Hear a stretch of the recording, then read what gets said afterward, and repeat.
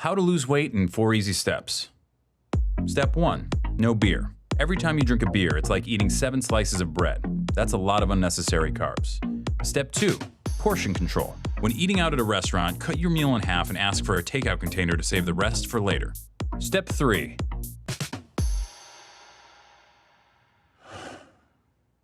have your heart broken.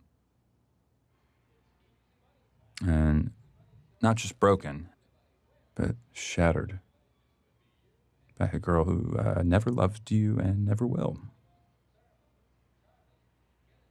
Try to get your shit together and join a gym. Start going to the gym regularly, and even though you don't know that much about exercise and you're way too weak to do pretty much anything but lift 5-pound weights with the old people, do it until your sweat makes a puddle on the floor. Then go home and go to bed. And the next day, do it again. And then again. And then again. Then go to work and listen to stories of your ex-girlfriend fucking around with gross and terrible people. Stories from your coworker friends who think they're doing you a favor.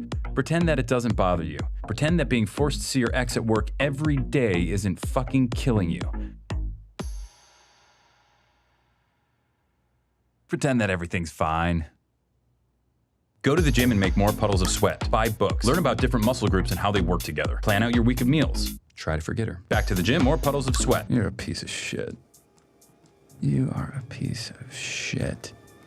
You are a piece of shit. After the gym one night, go all the way up to the top of the parking garage and walk all the way to the back. Look out at the lights of the skyscrapers of downtown and think about how every single one of those office lights represents a person. Try to imagine how they feel, what they're doing. Then realize that most of those lights are probably shining into offices with no one in them. Realize you're alone, that you're staring at no one. Become cripplingly depressed and try to locate your car. Go to sleep, go back to work, go to the gym, sweat, freak the fuck out on your ex. The next day, apologize. One day, she wears the necklace you bought her and tells you that she got it from someone really special. That night, you discover that Slayer's Angel of Death might be the perfect song to do squats to.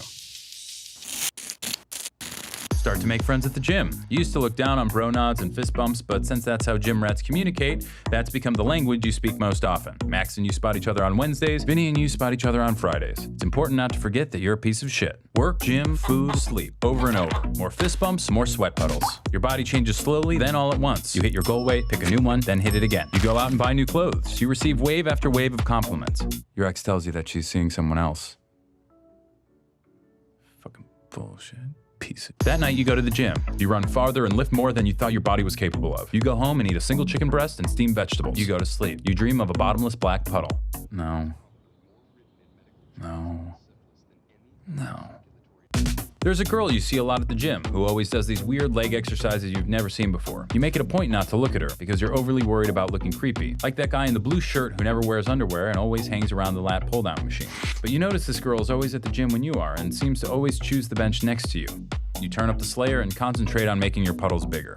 At work, your ex parades her new boyfriend around, flatly ignoring you the entire time. He's taller than you, in better shape than you, and significantly better looking than you.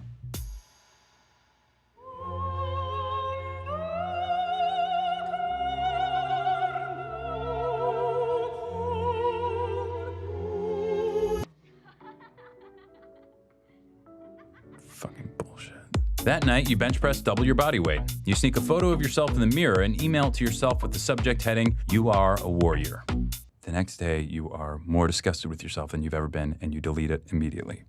You make puddle after puddle after puddle and eat single chicken breasts and work and sleep over and over and over and over and over and over. And then something different happens. A night comes when you're not the last person in the gym. It's you and the girl who does the weird leg exercises.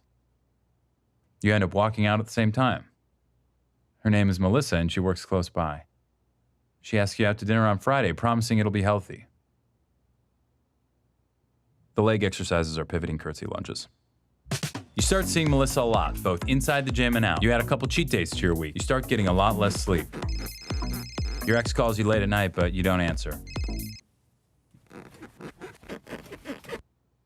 One night, you're walking Melissa to her car, and she says she wants to show you something special.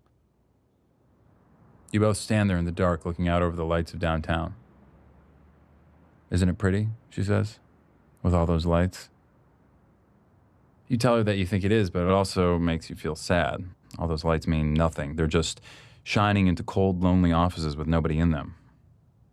But Melissa tells you that each light is an empty office, but they're only empty because the people have all gone home for the day. Each one's a person who's at home, happy with the one they love.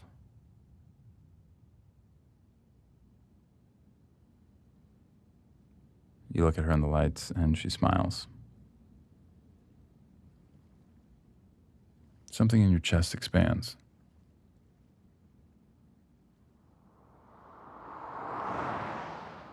Late one Sunday afternoon, you're writing out your rent check and realize it's been exactly a year since you started working out. You think of all those miles you've run, those pounds you've lifted, and chicken you've eaten, and puddles you've made, and it doesn't seem that bad. You realize that it's not about hitting a goal weight or lifting weights. It's about waiting, being patient, and trusting that life will slowly inch along and things will get better. After all, change takes time. But time is all it takes. Step 4, no fruit juice. Too much sugar.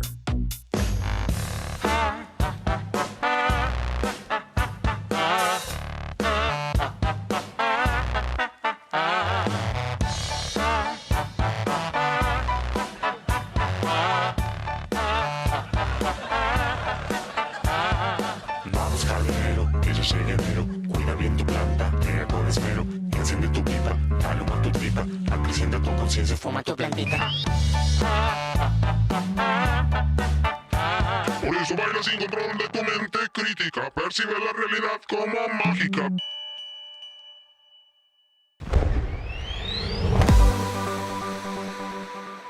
Check out Jash on Go90 for more videos.